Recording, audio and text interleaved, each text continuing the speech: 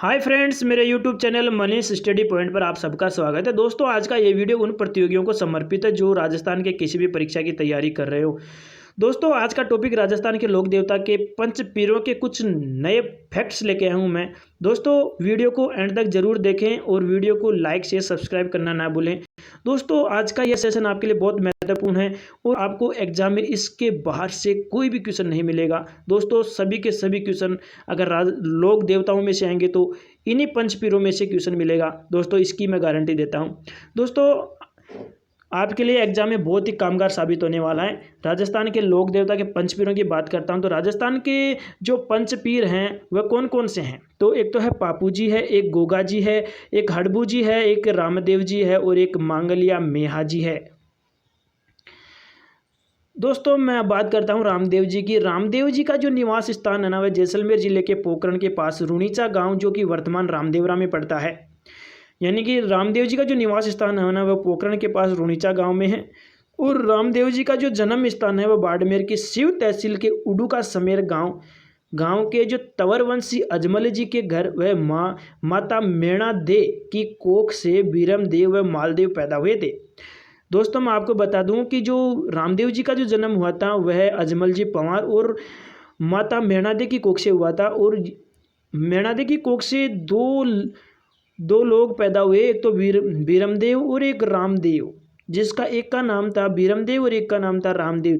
तो रामदेव जी के पिता हैं उसका नाम क्या था, तो अजमल जी तंवर था, क्योंकि यह तंवर वंश से संबंधित थे। और इसकी माता का नाम मेणा देवी था। और रामदेव जी ने अपनी बाल्यावस्था में ही एक राक्षस का वध कर दिया था, उसका नाम है भैरव राक्षस, जो पोखरण के सातल मेर में इसका वध किया। और रामदेव जी का जो गुरु था ना वह गुरु बालीनाथ था। और रामदेव जी ने गुरु बालीनाथ से ही क्या ली थी, दीक्षा ली थी। और रामदेव जी का जो विवाह हुआ था ना वह सोडा देल्ले सिंह की जो सुपुत्री थी नेतल दे, जिसको निहाल दे के नाम से भी जाना जाता है, जो यह अमरकोट पाकिस्तान की रहने वाली है। दोस्तों, जो रामदेव जी का जो विवाह हुआ था, रामदेव जी की पत्नी का नाम नेतल दे था, जो अमरकोट पाकिस्तान की रहने वाली थी। और रामदेव जी का जो समाधि स्थल था वह रामदेवरा रुणीचा में है, जो जैसलमेर में है। और रामदेव जी का जो मेला बढ़ता है ना वह भाद्र शुक्ल द्वितीया से एकादशी तक बढ़ता है। ये मोस्ट इम्पोर्टेंट है मेला, जो कि रामदेव जी का बढ़ता है। कब बढ़ता है, तो भाद्र शुक्ल द्वितीया से एकादशी तक मेला बढ़ता है।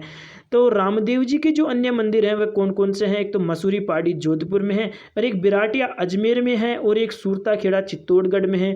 दोस्तों, एक बार फिर से रिपीट कर देता हूँ कि अन्य जो रामदेव जी के जो अन्य मंदिर हैं वह एक तो मसूरिया पहाड़ी जोधपुर, एक बिराटिया अजमेर और सूरता खेड़ा चित्तौड़गढ़। ये महत्वपूर्ण लाइन है दोस्तों, इसको ध्यान रखना। और रामदेव जी को रामसा पीर भी कहा जाता था।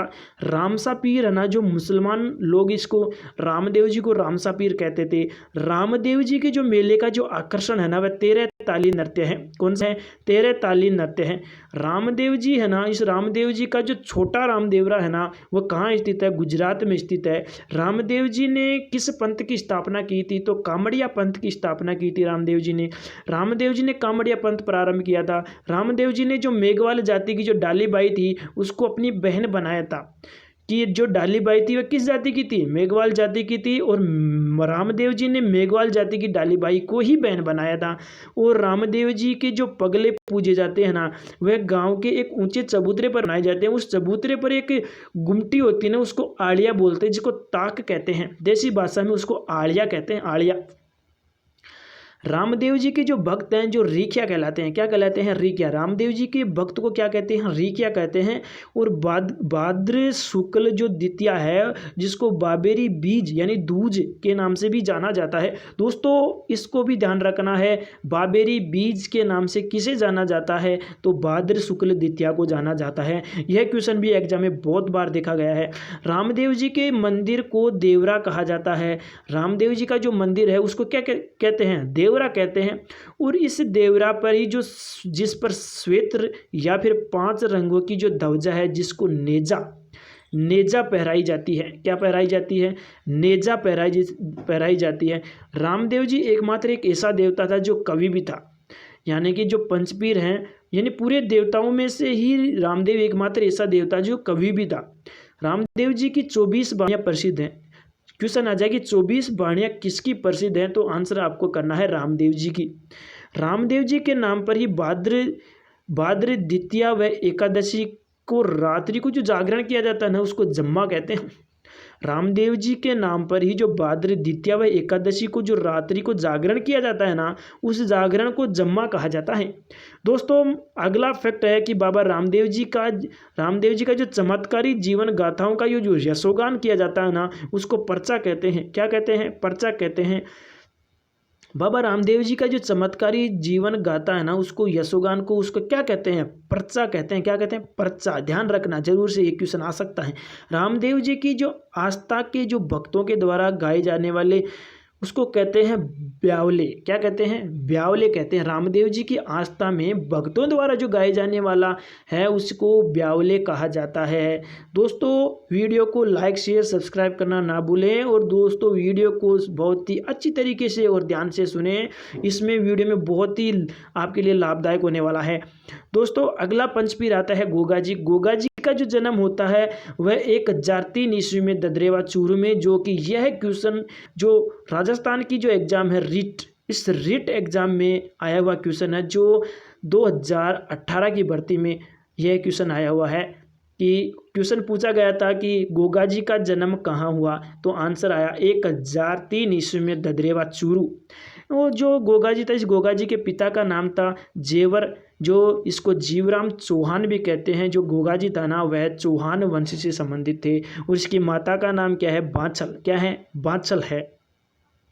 तो गोगा जी का जो विवाह है वह केलमदे से हुआ था। जो केलमदे कहाँ की थी? ये कोलमंड की राजकुमारी थी, और इस केलमदे को कुछ किताबों में है ना परिमल देवी के नाम से भी जाना जाता है। तो कुछ किताबों में इसको परिमल देवी के नाम से भी जाना जाता है। तो दोस्तों इस बात को भी आप जरूर ध्यान रखें।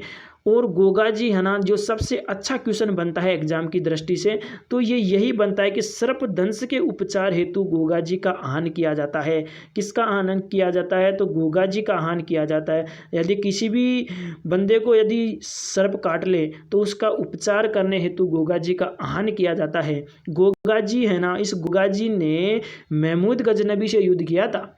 गोगा जी था ना, इस गोगा जी ने महमूद गजनबी से युद्ध किया था, और इस युद्ध भूमि में गोगा जी ने अपने जो 47 पुत्र और 60 भतीजों के साथ बलिदान हुए।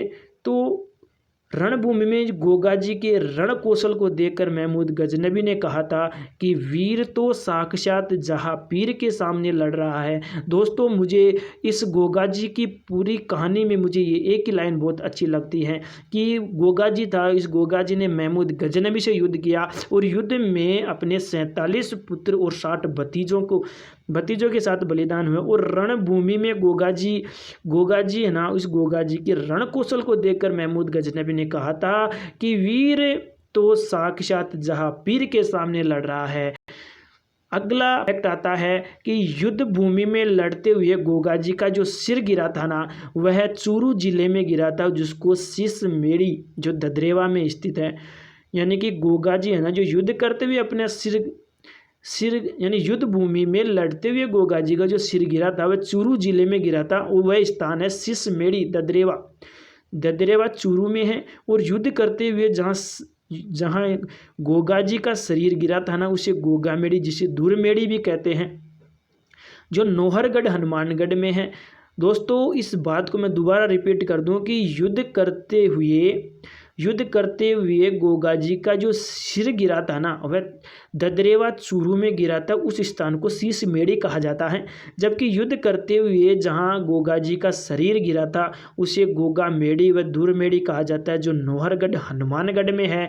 और दोस्तों आपको बता दूं कि गोगा मेड़ी के पास ही एक तालाब बना हुआ है। उस तालाब का नाम है गोरख तालाब। क्या नाम है? गोरख तालाब है। गोगा जी है ना, इस गोगा जी की जो पूजा स्थल है, इस पूजा स्थल को खेजड़ी वृक्ष के नीचे बनाया जाता है। जो दोस्तों जो गोगा जी का जो पूजा स्थल है वह खेजड़ी वृक्ष के नीचे बनाया जाता है। दोस्तों वीडियो को लाइक से सब्सक्राइब करना ना भूलें। ये वीडियो मैं आपके लिए बहुत शानदार वीडियो बना रहा हूँ। गोगा जी को जहार पीर भी कहा जाता है। गोगा जी है, इस गोगा जी को कहते हैं क्या? जहाँ पीर के नाम से भी जाना जाता है। और गोगा जी है ना, इस गोगा जी की जो किसान हल है ना, किसान हल जो किसान भाई है वो किसान भाई हल जोतने से पहले जो गोगा राखड़ी है ना, इस गोगा राखड़ी नाम की जो गोगा जी की राखी है, उस गोगा जी की राखी को हल व हाली दोनों के बांधता है। गोगा जी को गुजाहा पीर के नाम से जाना जाता है और किसान हल जोतने से पहले गोगा राखड़ी नाम की जो गोगा राखी है उस राखी को हल व हाली दोनों के बांधता है। जो सांचौर जिले में स्थित जो गोगा जी का जो मंदिर है यह सबसे प्रसिद्ध मंदिर है और इस मंदिर को गोगा जी की ओलड़ी के नाम से जाना जाता है। सांचौर जालोर, सांचौर है ना, इस सांचौर का है जालोर में, इस जालोर में स्थित जो गोगा जी का मंदिर है इसे गोगा जी की ओलड़ी के नाम से जाना जाता है। बहुत ही इंपॉर्टेंट क्वेश्चन है दोस्तों, इस क्वेश्चन को बहुत ही ध्यान से जरूर पढ़ें। जो गोगा जी का मेला है यह क्वेश्चन भी बहुत इंपॉर्टेंट है। गोगा जी का जो मेला है ना, यह मेला भाद्र कृष्ण नवमी को यानी गोगा नवमी के दिन बढ़ता है और ये बढ़ता कहाँ पर है, गोगा मेड़ी नौहरगढ़ हनुमानगढ़ में यह मेला बढ़ता है। गोगा मेड़ी जो भाद्र कृष्ण नवमी को गोगा नवमी यानी गोगा नवमी को ये गोगा जी का मेला बढ़ता है और ये बढ़ता है कहाँ, गोगा मेड़ी नौहरगढ़ हनुमानगढ़ में यह मेला बढ़ता है। गोगा जी का जो घोड़ा है ना, इस घोड़े का रंग कैसा है, नीला है। गोगा जी के घोड़े का रंग कैसा है, तो घोड़े का रंग है नीला। गोगा मेड़ी है ना, इस गोगा मेड़ी की बनावट एक जो मकबरा नुमा है और इस मकबरे नुमा का जो मुख्य दरवाज़ा है ना, इस मुख्य दरवाजे पर बिस्मिल्लाह लिखा हुआ है। जो गोगा मेड़ी है ना, इस गोगा मेड़ी की बनावट है ना, जो मकबरा है, गोगा मेड़ी की जो बनावट है जो मकबरा नुमा है और इसके मुख्य दरवाजे पर ही बिस्मिल्लाह लिखा हुआ है। दोस्तों इस लाइन को भी आप ध्यान रखें, ये बिस्मिल्लाह वाला क्वेश्चन भी आप बार बार एग्जाम में देखने को मिलता है। गोगा मेड़ी का जो वर्तमान स्वरूप है जो बीकानेर के महाराजा गंगा सिंह के द्वारा दिया गया था। दोस्तों यह भी सबसे महत्वपूर्ण लाइन है। गोगा मेड़ी का जो वर्तमान स्वरूप है जो बीकानेर के महाराजा गंगा सिंह के द्वारा दिया गया था। और जो गोगा जी का जो पूजा स्थल है वह पूजा स्थल कौन कौन से हैं, तो गोगा मेड़ी नौहरगढ़ हनुमानगढ़ में है, दूसरा आता है इसमें ददरेवा चूरू और एक सांचौर जालोर में जो गोगा जी की ओलड़ी के नाम से प्रसिद्ध है। दोस्तों इस लाइन को भी आप अच्छी तरीके से ध्यान रखें क्योंकि यह कूट में क्वेश्चन पूछ लिया जाता है।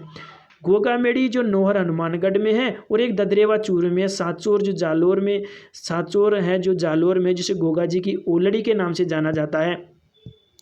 दोस्तों अगला पंचपीर आता है पापूजी। पापूजी हैं, इस पापूजी के बारे में भी अपन थोड़ा सा फैक्ट्स हैं, इस थोड़े से फैक्ट्स को पढ़ लेते हैं। दोस्तों वीडियो को लाइक शेयर सब्सक्राइब करना ना भूलें। दोस्तों वीडियो आपके लिए बहुत ही लाभदायक है और वीडियो को एंड तक ज़रूर देखें। पापूजी का जो जन्म हुआ है वह 1239 ईस्वी में कोलू गाँव जो फलोदी जोधपुर में है।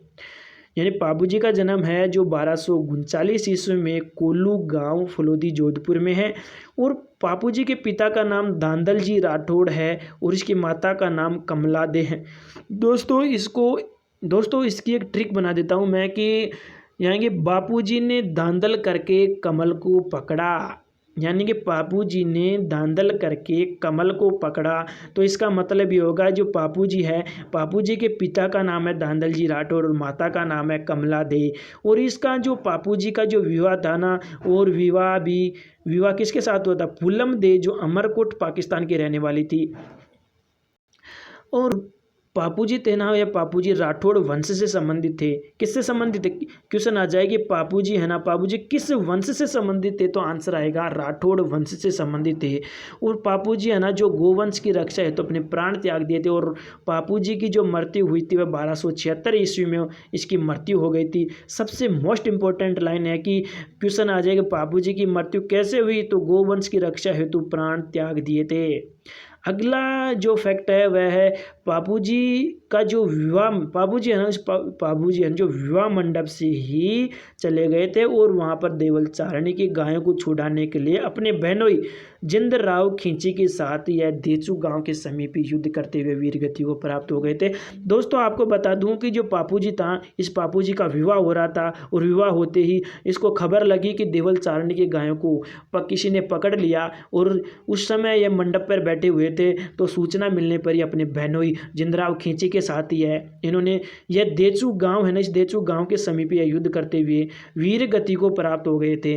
और दोस्तों मैं आपको बता दूं कि जो ऊंट के पालक जो जाति है ना, ऊँट के पालक जो रेबारी जाति जिसको रायका भी कहा जाता है, वह बापू जी को अपना आराध्य देव मानती हैं। दोस्तों ऊँट के पालक जो रेबारी जाति जिसको रायका भी कहा जाता है, वह बापू जी को इष्ट जो आराध्य देव भी मानती हैं। जो रेबारी जाति है ना, जो बापू जी के पावड़े गाती है, क्या गाती है? बापू जी के पावड़े गाती है। रेबारी जाति जो कि बापू जी के पावड़े गाती है, जो बापू जी है उस बापू जी की घोड़ी का जो नाम है वह केसर काल में, सबसे इम्पोर्टेंट क्वेश्चन यही है इस टॉपिक का कि क्वेश्चन आ जाए कि बापू जी की घोड़ी का क्या नाम है, तो केसर कालमी घोड़ी है। कौन सी है? केसर कालमी घोड़ी है। तो दोस्तों इसके जो प्रसिद्ध स्थल हैं वह प्रसिद्ध स्थल कौन सा है? कोल्लू फलोदी में है और यहाँ पर प्रतिवर्ष मेला भी भरता है। गोगा जी बापू जी है, इस बापू जी का जो प्रसिद्ध स्थल है वह कोल्लू फलोदी में है और यहाँ पर प्रतिवर्ष मेला भी भरता है। और बापू जी का जो प्रतीक चिन्ह है बाला लिए अश्वरोही। दोस्तों यह क्वेश्चन भी एग्जाम में बहुत बार देखने को मिला है। प्रतीक चिन्ह किसका? बापू जी का। बापू जी का प्रतीक चिन्ह बाला लिए अश्वरोही। दोस्तों ऊँट के देवता के रूप में भी बापू जी को पूजे जाते हैं। जो ऊँट के देवता के रूप में भी बापू जी को पूजा जाता है। दोस्तों फिर से इस लाइन को मैं रिपीट कर देता हूँ, ये एग्जाम में आई हुई लाइन है। ऊँट के देवता के रूप में किसे पूजा जाता है? तो बापू जी को पूजा जाता है। ऊँट के बीमार होने पर किसे पूजा जाता है? तो बापू जी को पूजा जाता है। ये दोनों लाइन सेम ही है, थोड़ा सा इसमें समझने का फेर है। ऊँट के बीमार होने पर बापू जी की पूजा की जाती है और ऊँट के देवता के रूप में बापू जी पूजनीय माने जाते हैं। तथा बापू जी है उस बापू जी से कोई अगर कुछ मांगते हैं और उसकी मन्नतें पूर्ण हो जाती है ना, तो अपने भोपों और भोपियों के द्वारा बापू जी की फट गाई जाती है। यानी दोस्तों मैं आपको बता दूं कि बापू जी है उस बापू जी के द्वारा किसी को कोई बात कही गई और वह बात सत्य हो जाए तो उनके भोपियों के द्वारा बापू जी के फट गाई जाती हैं। और बापू जी के पावड़े है ना, बापू जी के पावड़े जो रेबारी जाति व नायका जाति के द्वारा माठ वाद्य यंत्र के साथ गाया जाता है। जो बापू जी के पावड़े हैं जो रेबारी जाति के द्वारा, इस रेबारी जाति के द्वारा गाया जाता है और माठ वाद्य यंत्र के द्वारा गाया जाता है दोस्तों। और अब मैं बात करूं, सबसे मोस्ट इम्पोर्टेंट क्वेश्चन है कि बापू जी की फड़ है ना किस जाति के द्वारा गाई जाती है? तो बापू जी की फड़ किस जाति के द्वारा बाँची जाती है? तो आंसर आएगा नायक जाति के द्वारा बाँची जाती है। और यहाँ पर रावण हत्या वाद्य यंत्र आएगा। क्वेश्चन आ जाएगी दोस्तों, बापू जी की फड़ किस वाद्य यंत्र से बाँची जाती है? तो रावण हत्या वाद्य यंत्र है जो नायक जाति के लोगों के द्वारा इसे बाँचा जाता है और रावण वाद्य यंत्र के द्वारा इसे गाई और बाँची जाती है। दोस्तों अगला फैक्ट आता है, बापू जी के रक्षक कौन कौन हैं? बापू जी के 2 रक्षक थे। वो 2 रक्षक कौन कौन थे? एक तो हरमल था और दूसरा चांदा व डेमा। बापू जी के 2 रक्षक थे, वह 2 रक्षक कौन कौन से थे? एक तो हरमल व चांदा और डेमा थे। और एक सबसे इम्पोर्टेंट क्वेश्चन, ये क्वेश्चन भी बहुत बार एग्जाम में देखने को मिलता है कि बापू प्रकाश नामक ग्रंथ का रचना किसने की थी? तो आशिया मोड़ जी के द्वारा इसकी रचना की गई थी। बापू प्रकाश नामक जो ग्रंथ है, इस बापू प्रकाश नामक जो ग्रंथ किसके द्वारा लिखा गया था? तो आशिया मोड़ जी के द्वारा इसकी रचना की गई थी। बापू जी है ना, इस बापू जी को लक्ष्मण का अवतार मानते हैं। जो बापू जी यानी इस बापू जी को लक्ष्मण का अवतार मानते हैं। बापू जी है इस बापू जी को लक्ष्मण का अवतार मानते हैं। बापू जी के पावड़े है ना जो विशेष रूप से प्रसिद्ध हैं। दोस्तों वीडियो को ज़रूर देखें और वीडियो को लाइक शेयर सब्सक्राइब करना भी ना भूलें। दोस्तों अगला पंचपीर आता है हड़बू जी की बात करूं तो हड़बू जी है ना जो पंचपीर, जो पहला पंचपीर मैंने पढ़ा है रामदेव जी, इस रामदेव जी का मौसेरा भाई है हड़बू जी। सबसे इम्पोर्टेंट इसका यही बात है कि यह शकुन शास्त्र के ज्ञाता थे। हड़बू जी है ना, इस हड़बू जी शकुन शास्त्र का ज्ञाता था। हड़बू जी किसका ज्ञाता था? शकुन शास्त्र का ज्ञाता था हड़बू जी। हड़बू जी का जो प्रमुख स्थान था वह बैकंटी गांव फलोदी जो जोधपुर में पड़ता है। जो हड़बू जी था ना, इस हड़बू जी का जो प्रमुख स्थान था वह बैकंटी गांव फलोदी में पड़ता है। और हड़बू जी है ना, हड़बू जी ने जो दीक्षा ली थी ना वह योगी बालीनाथ जी से ली थी। जो रामदेव जी के कहने पर ही हड़बू जी ने योगी बालीनाथ जी से क्या ली थी? दीक्षा ली थी। तो जो हड़बू जी थे, इस हड़बू जी के मंदिर में जो पुजारी होता था वह सांकला राजपूत होता था। कौन होता था? सांकला राजपूत। दोस्तों मैं भी सांकला गोद से हूँ। दोस्तों अगला इसका फैक्ट आता है, जो इसके हड़बू जी के जो श्रद्धालु है ना, श्रद्धालु, इस श्रद्धालु जो भक्त है ना, वह हड़बूरी गाड़ी की पूजा करते हैं। किसकी? हड़बू की गाड़ी की पूजा करते हैं। और इस गाड़ी में हड़बू जी है ना, जो पंगु गाय मतलब होता है यहाँ पर जो अपंग गायें थी, उस अपंग गायों के लिए दूर दूर से क्या लेके आते थे? चारा लेके आते थे। अब अगला पंचपीर और लास्ट पंचपीर आता है, पांचवा पंचपीर आता है मांगलिया मेहा जी। उस मांगलिया मेहा जी है ना, जो मेहा जी है ना, सभी मांगलियों के क्या हैं? इष्ट देव माने जाते हैं। मांगलिया मेहा जी है ना, जो मेहा जी है ना, जो सभी मांगलियों के इष्ट देव माने जाते हैं। और मांगलिया मेहा जी का जो मंदिर है वह बापणी में है। बापणी में, यानी कि मांगलिया मेहा जी का जो मंदिर है वह बापणी में है। भाद्रपद के कृष्ण जन्माष्टमी को मांगलिया राजपूत है ना, जो मेहा जी की अष्टमी मनाते हैं। दोस्तों इस बात को जरूर ध्यान रखना कि जो भाद्रपद की जो कृष्ण जन्माष्टमी को मांगलिया राजपूत जो मेहा जी की अष्टमी मनाते हैं।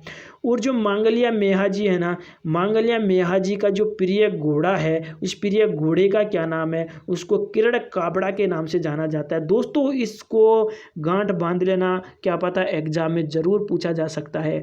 मेहा जी का प्रिय घोड़ा कौन सा था? तो किरण काबरा। कौन सा था? किरण काबरा था। दोस्तों वीडियो आपको कैसा लगा जरूर कमेंट करके बताएं। और दोस्तों वीडियो को लाइक शेयर सब्सक्राइब करना ना भूलें। दोस्तों आपके लिए मैं आगे भी ऐसा ही वीडियो लेके आऊँगा। और अभी लोक देवता में अभी आगे और भी देवता हैं, उनको भी मैं कल की स्लाइड में ज़रूर लेके आऊँगा, कल के सेशन में ज़रूर लेके आऊँगा दोस्तों। और आप इसको लाइक शेयर सब्सक्राइब ज़रूर करें। Okay, thank you, bye bye दोस्तों।